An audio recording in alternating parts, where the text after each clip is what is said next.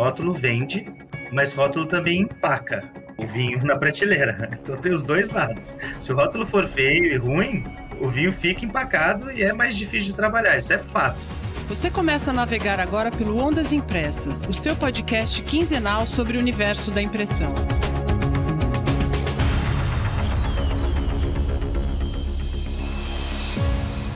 Olé, militantes da impressão, eu sou Tânia Galuzzi e comigo, para esse terceiro episódio de 2022, Hamilton Costa. Oi, Tânia. Oi, pessoal. Sempre muito gostoso estar aqui com vocês. Hoje, gente boa, nós vamos falar de um assunto delicioso, sério mesmo. Hoje vamos mergulhar no universo do vinho. Opa, falando assim, acho que o nosso ouvinte vai achar que ele clicou no podcast errado, Tânia. Verdade.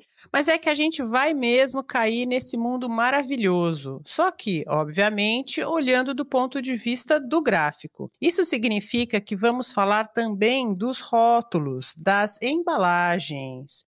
E sabe de uma coisa, Milton, que eu só me dei conta quando a gente começou a trabalhar nesse episódio? Não. Que o rótulo é tão, mas tão importante para o vinho que virou sinônimo de vinho. Você já reparou? Isso aí. Por exemplo, ninguém vai estranhar se eu perguntar para um amante de vinho quantos rótulos ele tem na adega. Não é demais isso? Não, é verdade. Tanto que a gente vê muito restaurante, né, que anuncia, temos mais de 150 rótulos em nossa carta de vinhos, né? Legal isso. Pois então, e para falar sobre isso, a gente chamou um cara que manja tudo dessa área, o Rodrigo Ferraz.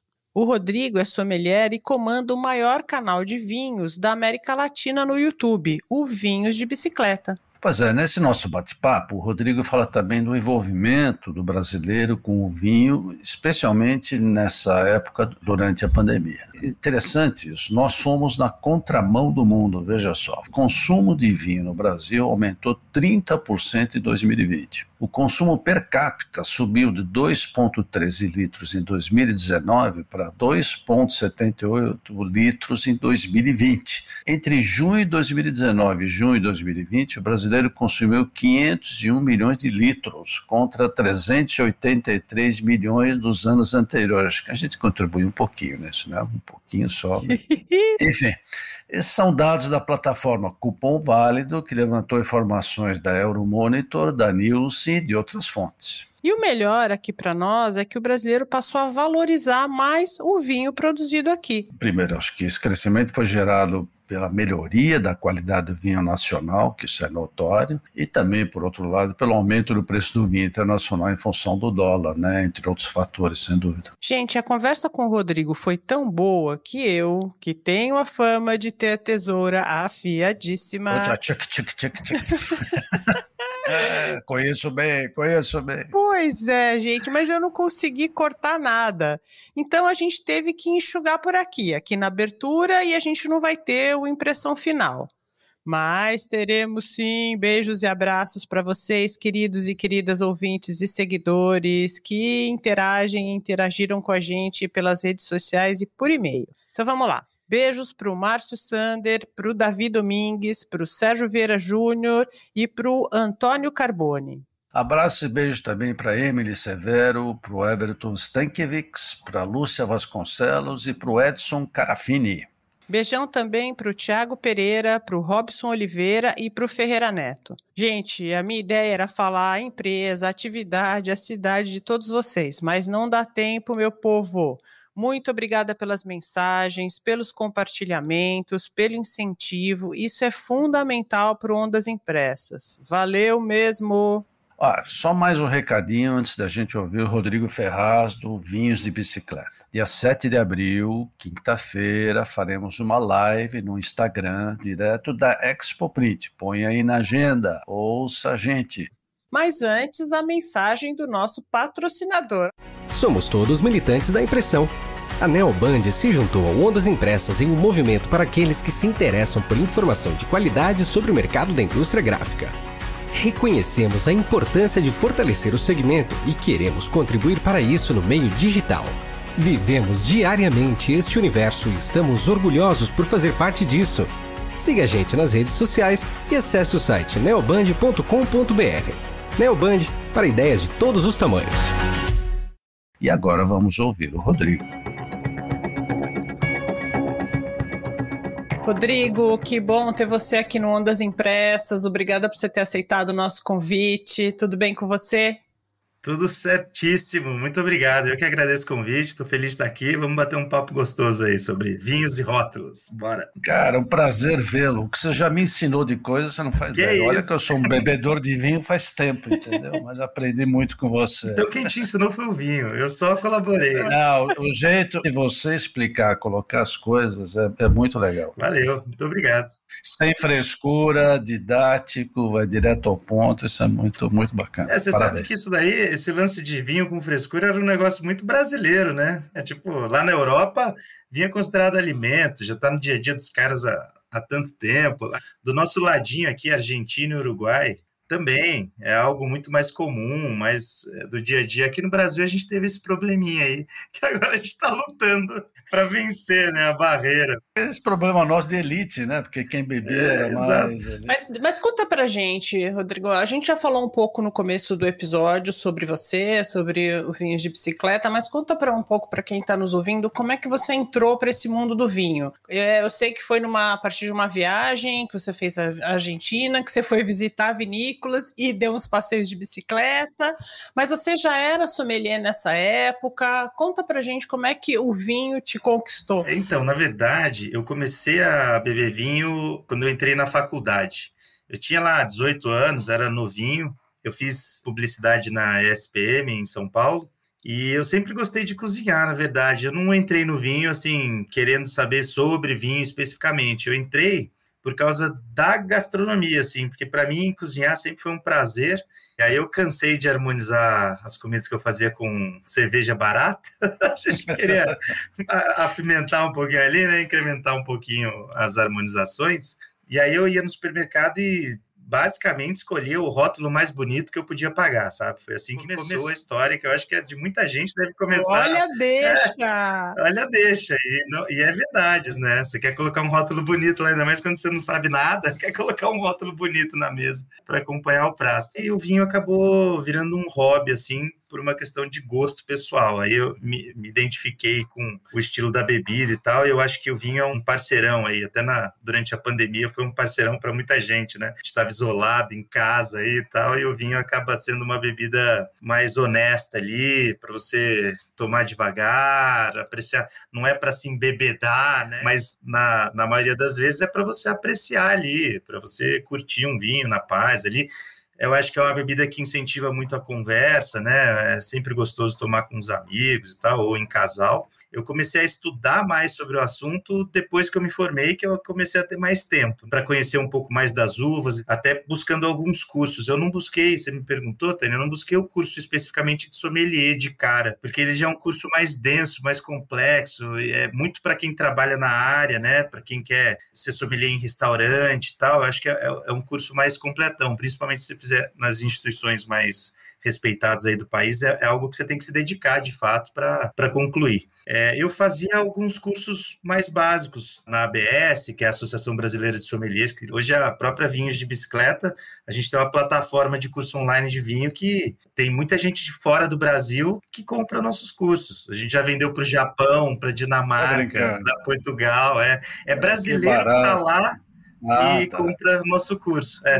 Mas de estrangeiro comprando nosso curso, tem muito português que compra nosso curso. Que legal, os portugueses acompanham bastante o nosso trabalho. É o segundo país mais importante aí para o canal. Rolou a viagem que você falou aí, fui para Mendoza, porque nessa época eu já gostava bastante, já estudava sobre vinho e tal, já apreciava. Acabei indo lá para Mendoza de casal. A gente deu a sorte, no hotel que a gente ficou, era bem no meio das regiões vinícolas lá de Mendoza, numa cidade que chama Luján de Cuyo. É uma das principais cidades do vinho lá dentro da província de Mendoza. Inclusive, algumas das vinícolas clássicas que a gente conhece, argentinas, estão dentro lá de Luján de Cuyo. E aí foi até uma dica do dono da pousada. O pai dele, ele fazia um vinho e eles tinham essa pousada como uma fonte de renda deles. Falaram, cara, um passeio legal que você pode fazer aqui, você pode alugar uma bicicleta aí e sair andando pelas vinícolas. A gente falou, por que não?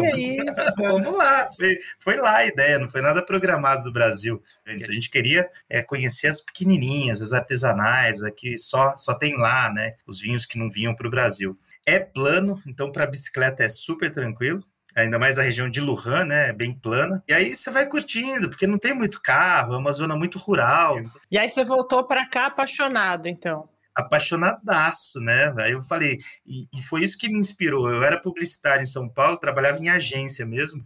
Nada contra a publicidade, porque sempre gostei. Mas aquilo lá não, para mim, não me bastava, assim, não era o que me trazia felicidade, né? A grana, o mercado publicitário de São Paulo e tal, não era o que me fazia feliz. Falei, vou arriscar agora. Aí cheguei pro meu pai, né? Falei, pai, vou abandonar tudo. E aí ele falou, só faz um plano de negócio bom, faz um plano de negócio bem feito, porque daí você vai saber onde você quer chegar. Estabelece meta, e aí eu fiz. Ele entrou até como sócio investidor, não foi como a gente começou a operação online, e aí a gente começou como clube de assinatura, que até hoje tem, só que o grande lance foi o seguinte, já existiam outros clubes. A gente foi, acho que, o 4º clube de assinatura do Brasil. Hoje deve ter uns 100 clubes, né? Mas a gente foi o 4º. E aí, na época, eu falei, ó, eu quero passar para os nossos associados e clientes a experiência que eu tive lá. Então, a gente, desde o começo, se preocupou em não trabalhar com marcas de grandes volumes, marcas e tal. Eu quero os achados, os vinhos artesanais, as vinícolas boutiques e tal. E isso foi o cerne da empresa. Entendi. E até hoje é. Você buscou então, um nicho específico. Um nicho dentro do universo de vinhos. Hoje a gente tem clube de assinatura, tem e-commerce, tem os cursos. Como eu falei, a gente dá curso online, dá curso presencial. Tem um wine bar aqui em São José dos Campos, no estado de São Paulo, para 120 pessoas. Tem a loja física. Só que em todos esses frentes de negócio, a gente vai para vinhos artesanais, os achados. Quando a gente educa o nosso cliente, fideliza o nosso cliente dessa forma, ele chega na loja, o que ele pergunta? Qual é a novidade? Claro. O que você tem de novo? O que você descobriu? O que você descobriu agora? Responsabilidade. Mas é legal, é legal. Você falou de e-commerce e eu queria que você falasse um pouco dos 2 últimos anos aí para o universo do vinho no Brasil, né, para as vinícolas brasileiras. Eu acho que de uma forma até que meio envesada, a pandemia acabou favorecendo. Total. E favorecendo a indústria de vinho brasileira. Se você tiver números, é legal para citar para o nosso ouvinte, mas eu queria que você falasse um pouco desses 2 últimos anos. Na verdade, esses 2 últimos anos foram históricos para o e-commerce brasileiro de vinho, especificamente. E não é só e-commerce não, tá? Porque acabou impactando todo o setor. O que eu quero dizer com isso? Produtores brasileiros tiveram aumentos que eles nunca tinham tido na história, chegando ao ponto de faltar vinho, porque vinho é safra, né? Você faz uma safra, você faz a produção ali de 1 ano. A gente passou por isso com alguns fornecedores. Falou, ó, esse vinho acabou para esse ano, só ano que vem agora. Então, a indústria do vinho brasileira teve aumentos que eles nunca tinham visto na história. Aliado a isso, a safra 2020, para ajudar, foi uma safra histórica para o vinho brasileiro, porque foi uma safra que deu seca lá no sul, para várias culturas, né, várias culturas agrícolas, isso não é legal, mas para o vinho é fantástico, porque é na seca que a uva consegue se desenvolver do jeito que o produtor quer. Teve que fazer irrigação lá, né, de tão seco que estava, mas para o desenvolvimento de uma uva vinífera de qualidade, isso é fantástico. Então, a safra 2020 foi histórica. Os vinhos importados tiveram um salto também, não foi tão grande quanto os vinhos brasileiros. Uma frase que muita gente está falando no mercado do vinho é que os brasileiros descobriram o vinho brasileiro na pandemia. Isso rolou em números mesmo. Números expressivos do setor. Mas você chegou a conversar com alguém por que o brasileiro descobriu o vinho? Tem alguns motivos. Um é o seguinte, nos últimos 10 anos a indústria do vinho no Brasil teve um desenvolvimento fora da curva também, não na questão de venda, aí na questão de tecnologia, mão de obra e conhecimento do próprio terroir. Então, assim, os vinhos brasileiros subiram muito de qualidade, de fato. Se você pegar um vinho brasileiro, o mesmo vinho, da mesma vinícola, há 10 anos era diferente no quesito qualidade, há 20 anos era diferente, muito diferente no quesito qualidade. Então, os vinhos se desenvolveram muito. Outra coisa que aconteceu foi que nossa moeda desvalorizou muito. Isso que eu ia te perguntar, se o impacto do dólar não foi alto. Acaba subindo tudo, porque mesmo a indústria brasileira, tudo que é de insumo, eles compram em dólar, né? Então, a garrafa, eles compram em dólar. O insumo que eles vão passar no campo lá, eles compram em dólar. Mas não sobe tanto quanto o vinho importado, que no passado não era possível. Hoje você acha vinho brasileiro com custo-benefício melhor que vinho importado na mesma categoria, na mesma faixa de preço. Aliás, nessa retomada do ano passado e nesse crescimento, faltou até garrafa, né? Faltou matéria-prima no geral, né? Faltou plástico, faltou papelão para caixa de papelão. Só que também teve outra questão, que aí é nossa parte também, que a internet ajudou muito a diminuir o preconceito que o brasileiro tinha com vinho brasileiro, com vinho nacional, né? Então entra o canal Vinhos de Bicicleta aí. Poxa, a gente estourou na pandemia, a gente entrou na pandemia com 40 mil inscritos, hoje a gente está com 120 mil. Uau. E o canal já tinha 4 anos já de existência antes, então ele foi batalhando ali seus 10 mil por ano, aí chegou na pandemia, nos 2 anos de pandemia, explodiu, né? Porque muita gente foi pro YouTube, tava todo mundo em casa, foi pro YouTube. E aí já tinha um conteúdo bacana, não só nosso, né? Tinham outros conteúdos bacanas surgindo aí sobre vinho e muita gente defendendo vinho nacional. E as vinícolas brasileiras estavam preparadas para essa expansão tão rápida? Estavam preparadas, Que legal. A gente já tem vinho ícone hoje de R$800. Eu até provei, quando eu fui jurado comentarista lá na Avaliação Nacional, comentei sobre a amostra 16, que era o Sesmarias da Miolo. É um vinho ícone brasileiro. Esse vinho acho que está na casa dos R$600, R$700, mais ou menos aí. Aí você fala, pô, ele vale tudo isso? Vale, é um ícone, porque se você for colocar ele de igual para igual com outros vinhos chilenos, argentinos, europeus, da mesma faixa de preço, ele está de igual para igual na qualidade. Então é lógico, aí vira uma questão mercadológica. Se você vai pagar ou não R$700 numa garrafa, aí é outra história. Mas que o vinho vale. Então isso é bem legal. Entendi. Então, quer dizer, o pessoal estava preparado, né? Eu acho que também o marketing das empresas devia estar preparado também para isso. E aí eu quero entrar aqui na nossa seara, né? Então, falando em marketing e falando de rótulo. Então, hoje, qual que é a importância do rótulo na venda do vinho? Como é que você vê o rótulo como um instrumento de venda? Muito importante. Tem um estudo legal, eles fizeram uma pesquisa mundial, mas se eu não me engano foi mais Estados Unidos e Europa. E sem saber o preço, eles mostravam rótulos diferentes e perguntavam para os consumidores qual era o vinho mais caro e qual era o vinho mais barato. Então eles mostravam um estilo bem clássico de rótulo, estilo francês, sabe? Aquele chateau desenhado e aquele nome do chateau e tal, e um rótulo moderninho e perguntavam qual era o vinho mais caro. E aí foi questão de tipo 80%, 90% das pessoas falando que o rótulo tradicional era o vinho mais caro. Então isso é só a percepção, e os vinhos nem existiam, tá? Os vinhos não existiam, eles desenvolveram o rótulo. Você está passando por isso, porque você está fazendo um lançamento de vinho. O design desse rótulo já está pronto? Né? Você está pondo ele mais caro, ou está pondo ele no mais caro ou no mais barato? A indústria do vinho está se modernizando em vários sentidos. E não é só Brasil que isso está acontecendo no mundo. No passado, você tinha tempo para pegar um vinho e deixar ele envelhecendo na adega 10, 20 anos e depois consumir aquele vinho. Até porque, como a gente falou, era um mercado mais nichado aqui no Brasil, então eram só as pessoas que tinham grandes adegas que podiam fazer isso. Hoje em dia, todas as vinícolas se ligaram que, beleza, pode até ter o rótulo icônico, com grande potencial de guarda e tal, mas você tem que ter o vinho para a pessoa tomar para já.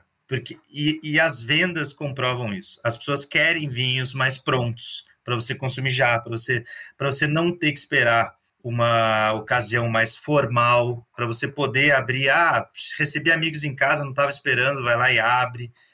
Então isso é uma coisa que está mudando a indústria do vinho. Você vê produtores clássicos de Rioja, por exemplo, que sempre fizeram grandes vinhos para guarda e tal, mudando, não deixando de lado aqueles vinhos, mas fazendo também o produto para você consumir mais rapidamente. Então isso também trouxe uma mudança nos rótulos, porque tem muita vinícola se modernizando e fazendo rótulos mais diferentes, indo na linha um pouco de cerveja artesanal. A cerveja artesanal é um bom exemplo para isso, né? A cerveja artesanal brinca pra caramba com o rótulo. Isso é uma coisa que começou a acontecer no mundo dos vinhos, tanto com vinhos mais jovens para serem consumidos em ocasiões mais informais, no dia a dia e tal, pela galera, como em vinhos naturebas, vinho orgânico, vinho biodinâmico, vinho natural. A galera ousa no rótulo. Não precisa fazer aquele rótulo tradicional lá e o consumidor entende isso. Então, o nosso rótulo vai para essa pegada mais moderna. A gente depois vai fazer um lançamento oficial no nosso canal, e vai ser uma linha de produtos. Eu vou pegar pessoas que me marcaram aí, vou começar com pessoas da minha família, meus avós, né? E aí eu quero pegar a essência que essa pessoa me deixou. Então, vou te dar um exemplo. Meu avô Sodero, a Fazenda Lajeada, era o lugar que ele amava. Quando eu lembro da fazenda, eu lembro do meu avô, e aí o rótulo vai trazer essas nuances da fazenda, onde eu cresci com meu avô e tal. Aí tem o outro vô, os dois já são falecidos, tá? O outro vô era completamente diferente, não tinha nada de fazenda. Tinha um Monza azul, com fita cassete, que ele colocava raça negra, levava os netos atrás, e tinha as varas de bambu que ele gostava de pescar. Então o rótulo é o Monza azul com as varas de bambu. Olha, que legal, que legal. Eu tô colocando essa essência que cada pessoa importante na minha vida trouxe, e aí tentando trazer dessa essência. Esse meu avô era mais descontraído, do Monza. Daí eu peguei um vinho, uma uva, que tem uma pegada mais descontraída, né? Que é uma uva fácil de harmonizar com vários tipos de prato. O vô da fazenda já era mais sério, médico. Aí eu peguei uma uva mais séria. Então a construção desse rótulo tá nisso. Lógico que tem todas aquelas informações que tem que ter ali no rótulo, coisa e tal, mas duas perguntas. O que um produtor busca quando está desenvolvendo um rótulo, né? O que ele quer passar, você contou um pouco aqui pra gente. E o teu fornecedor, aquele que vai te fornecer os rótulos, ele de alguma forma te ajudou? Você buscou algum apoio no fornecedor de impressão, na gráfica, para falar, olha, esse papel, esse adesivo, como é que foi isso? Como é que é isso para o produtor e como é que foi para você? Como a gente estava falando, rótulo vende, mas rótulo também empaca o vinho na prateleira. Então tem os dois lados. Se o rótulo for feio e ruim, o vinho fica empacado e é mais difícil de trabalhar. Isso é fato. Nos últimos 9 anos aí que eu trabalho com vinho, eu vi muito isso acontecer. Olha. E tem os rótulos que a gente não espera que vão bem, e eles vão bem. Mas eles são mais inexplicáveis. Mas assim, quando a gente vê rótulo muito simples, no quesito de design, e no quesito, não é só de design não, mas no quesito também de especificação de material, eles vão mais devagar na prateleira. Isso é fato. Isso acontece mesmo. Isso acontece. Você não vai exigir que um vinho de R$30 tenha um rótulo com faca especial, com hot-stamp. Só que ele tem que ter um design legal e ele tem que ter uma textura ali legal. Então, assim, por exemplo, no nosso, a gente vai fazer uma quantidade pequena. Não dá para fazer em offset. Não dá para fazer em gráfica... Né? Vai fazer em digital. A nossa quantidade de rótulos ali vai girar na casa de 3.000 garrafas, e vão ser 1.000 para cada. Não tem como a gente fazer. Offset a gente vai ter que girar no digital. Porque daí, o que eu fui procurar? Eu fui procurar um fornecedor lá do Sul que já está acostumado a fazer rótulo de vinho. Especializado nisso. Especializado. Ele faz para todo mundo lá, faz para Salton. Então, ele já tinha um BOPP texturizado. Que aí eu simulei todos os elementos que eu queria no design. Então, eu queria um lugarzinho ali que tivesse um brilho. Eu tive que simular isso no design e aí mandei para o BOPP texturizado e ficou um aspecto super legal, de brilho e de textura mesmo no papel. Tem uma textura ali e aí já ficou mais nobre, assim. E não foi uma opção cara, né? Porque o BOPP texturizado ele ficou bem dentro do que a gente tinha para pagar no rótulo do vinho. Se a gente fosse para um papel especial, para offset e tal, acho que iria inviabilizar bem esse rótulo, né? Eu acho que essa produção cai dentro desse espírito que você está trazendo para o próprio vinho, né? Quer dizer, fazer alguma coisa mais... Menor quantidade. Agora, a questão de sustentabilidade começa a afetar um pouquinho nisso também. Tem muita gente que começa a procurar papel, questão de reciclagem. Sim. Você percebe que existe demanda em função disso também? Tem um público mais consciente já. Por exemplo, eu vou te dar um exemplo do que a gente fez agora para o nosso rótulo, né? Que a gente está em fase de desenvolvimento disso mesmo. A gente tinha a opção de colocar a cápsula. Sabe aquela cápsula no gargalo da garrafa? Aquela cápsula lá é um papel metalizado, né? Vai até um pouco... A gente até tem que cortar direitinho, porque em vários deles tem chumbo na composição. E aí a gente não pode ter nenhum contato disso com o nosso corpo e tal. Por isso que a gente tem que cortar bem embaixo, assim. Não é? Tem gente que corta em cima, mas toda garrafa tem um pescocinho. Ao invés de cortar na parte de cima, você corta na parte de baixo. Então tem que tirar aquilo tudo, é isso? Não, você pode ou tirar tudo ou só cortar embaixo. Toda garrafa de vidro ela tem um pescocinho. Aí o pessoal tenta cortar em cima do pescocinho, é só cortar embaixo, que daí você elimina qualquer chance de ter algum resquício da cápsula metalizada, ou te cortar ou ir pro vinho. Mas aí a gente escolheu, por exemplo, por uma questão de sustentabilidade, eu fiz um vinho super legal, em homenagem à família, uma questão super natural. A gente pegou uma produtora de vinhos naturais, que não usam nenhum tipo de agrotóxico no vinhedo, que eles gostam de usar levedura selvagem, que é a fermentação espontânea ali. Então tem toda uma pegada natural no meu projeto. Eu falei, não vou colocar cápsula metalizada no vinho, porque aquilo lá é só a estética. Daí a gente vai colocar um adesivinho com a safra em cima, assim, um adesivo mesmo. Tem produtor que não coloca nem nada, só vai a rolha ali e fica bonito, viu? O Hamilton puxou essa coisa, né, das mudanças que estão acontecendo, sustentabilidade e tudo mais. A gente pode estender isso também para as caixas? As vinícolas brasileiras estão investindo em caixas, caixas de vinho com mais recursos, mais sofisticadas. Quando você tem um vinho, uma safra especial, o pessoal está investindo também nas caixas? Sim, você pega as grandes empresas do e-commerce, principalmente, investiram bastante em caixa, em embalagem, né? Por 2 motivos aí. O primeiro é segurança. A gente está num país que é basicamente transporte rodoviário, quando a gente fala de e-commerce, e as caixas são maltratadas no transporte, né? E a gente tem que fazer uma caixa mais resistente, porque a gente está carregando garrafa de vidro, então tem que ser mais resistente. A gente faz uma caixa com mais de uma parede, a gente fez uma caixa e aí fez como se fosse uma colmeia dentro da caixa para que ela tivesse mais uma parede. Uma colmeia de papelão também. Uma colmeia de papelão dentro da caixa. Se a pessoa bater do lado, não vai pegar direto no vidro, ainda tem um vão ali entre a parede externa da caixa e a garrafa de dentro. Então a gente optou por isso, mas eu já vi isso. Eu peguei isso aí, esse projeto, em uma caixa que uma amiga minha me trouxe dos Estados Unidos. Tinha essa colmeia dentro também, a gente adaptou para o que a gente precisava aqui no Brasil.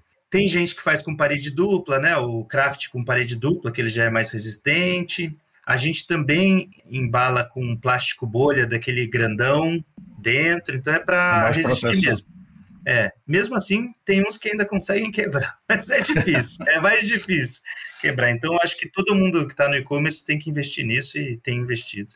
Agora, Rodrigo, vários produtos têm usado interação com o digital na própria impressão, no caso dos rótulos, que é o código QR ou a realidade aumentada. Isso tem crescido também no mundo dos vinhos, que o cara põe no código, põe o celular e vê a vinícola, vê a safra, tem informação. Só complementando a última pergunta, que é o seguinte, a primeira que eu falei é segurança, mas a segunda é estética. Porque hoje em dia tem que pensar que as caixas elas ficam, por exemplo, no porteiro, no prédio, e aí mais gente vê. A caixa vira uma propaganda ambulante, assim. Você não sabe onde vai parar aquela caixa, ela vira uma propaganda ambulante. Então, a gente, na nossa caixa, tem site, nosso perfil no YouTube, nosso perfil no Instagram, então tem tudo isso.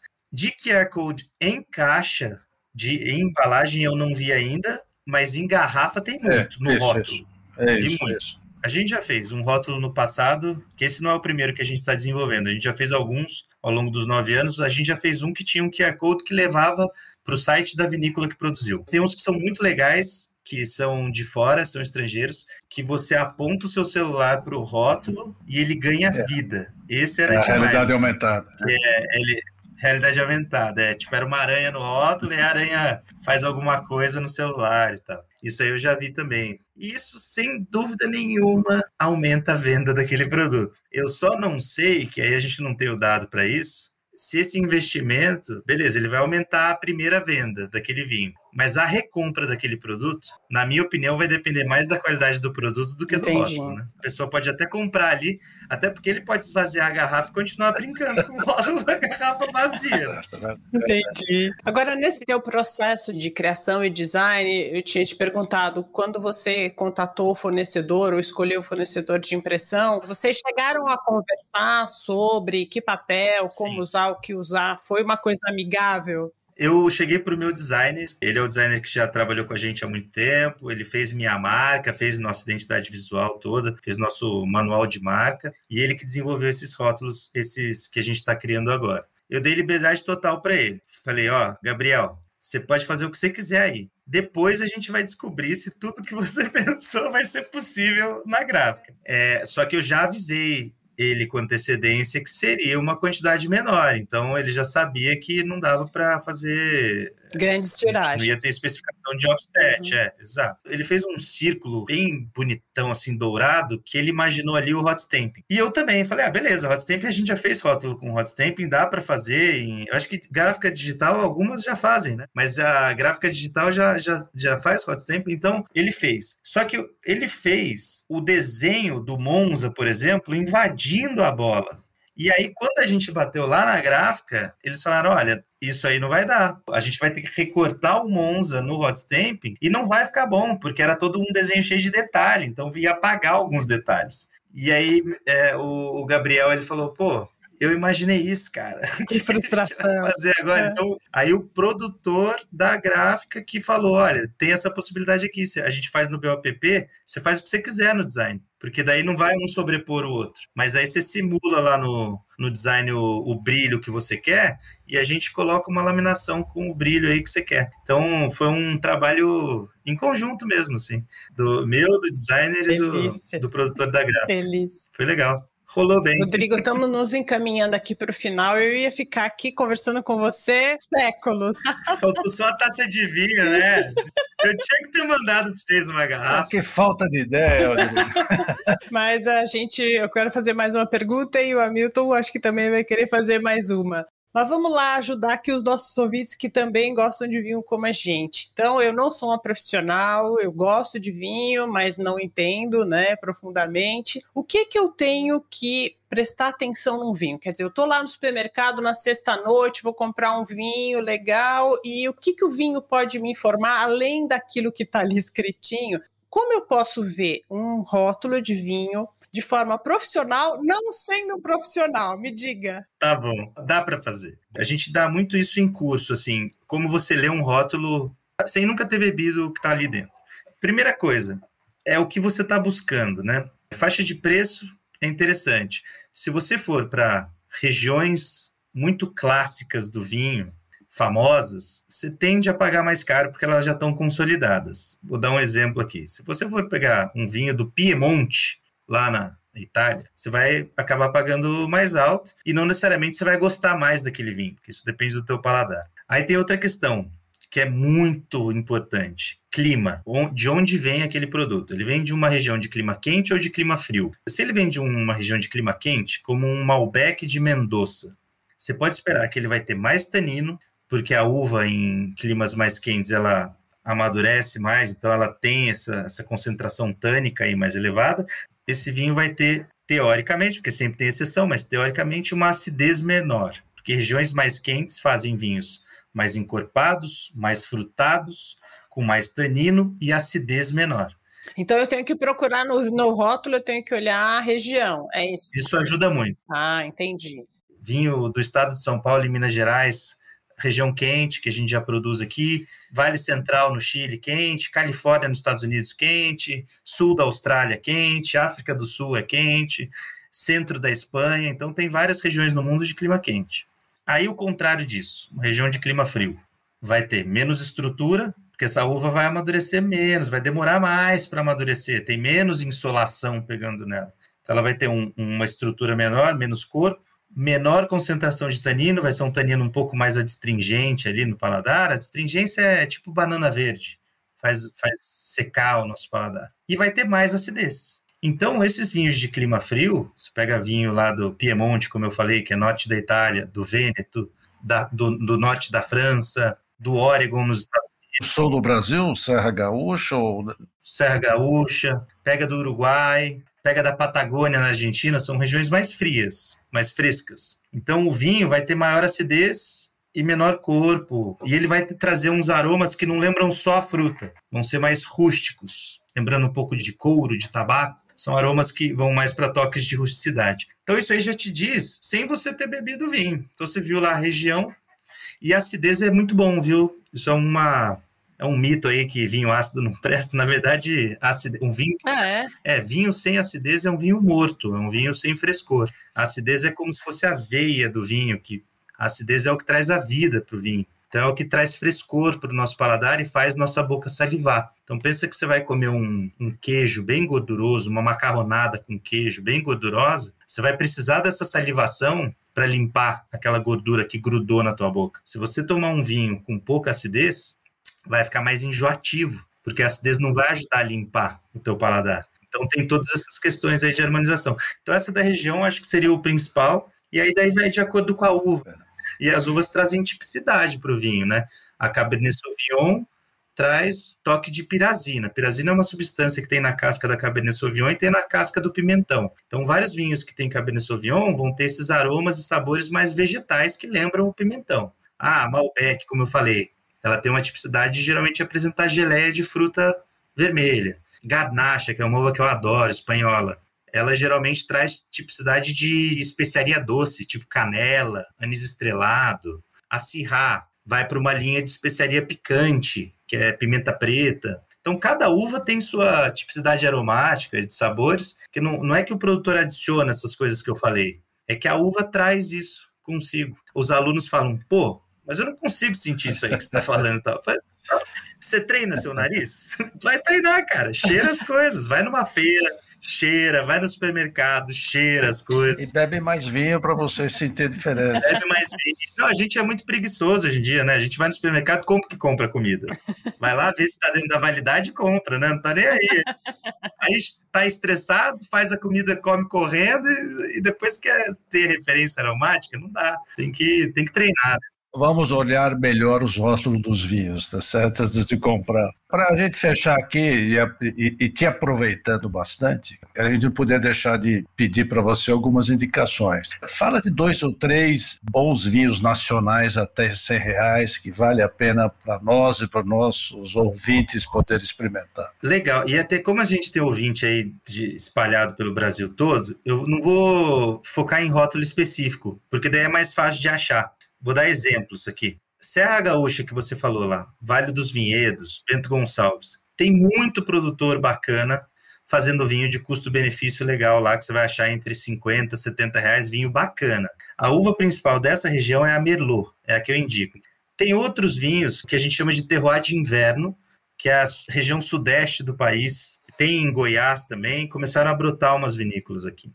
A gente chama de terroir de inverno porque aqui a gente faz a poda invertida e no mundo inteiro se colhe a uva no verão, mas aqui a gente tem que colher no inverno, porque nosso verão aqui do sudeste brasileiro chove muito. Então aí começou a brotar um monte de vinícola interessante, fazendo vinhos muito bons, e a nossa uva principal aqui do terroir de inverno é a Syrah, para quem gosta de vinho mais estruturado e tal. E aí a última dica, lá nos Pampas, bem na divisa com o Uruguai, a Campanha Gaúcha é das regiões assim que está mais se desenvolvendo aqui no Brasil, no aspecto de vinho, e eles tratam muito bem lá a uva Cabernet Sauvignon, porque lá o terroir é propício para a Cabernet Sauvignon se desenvolver bem. Lá na Serra Gaúcha, se você não tem um verão longo, porque na maioria dos verões começa a chover logo. Lá na Campanha Gaúcha, você consegue ter um verão mais longo, chove menos. Então a Cabernet Sauvignon conseguiu se desenvolver bem lá. Então essas 3 dicas Merlot da Serra Gaúcha, Syrah do terroir de inverno, Cabernet Sauvignon da Campanha Gaúcha. 3 dicas para autorar. Delícia. Não sei se reparou, mas o Hamilton estava anotando tudo. Já vai...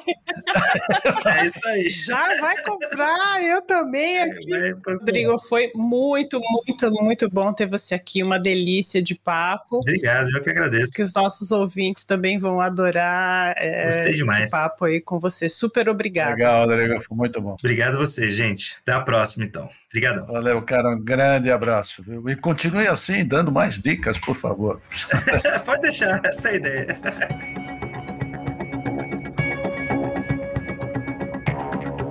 Que delícia, gente. Tá com a taça na mão aí, Hamilton? Olha, nós estamos gravando numa sexta-feira, né, Tânia? Acho que é um bom dia para abrir um vinho no jantar, não é não? Certamente. Então, eu proponho um brinde às oportunidades no universo da impressão. Grande beijo, pessoal. Abração, um beijo a todos.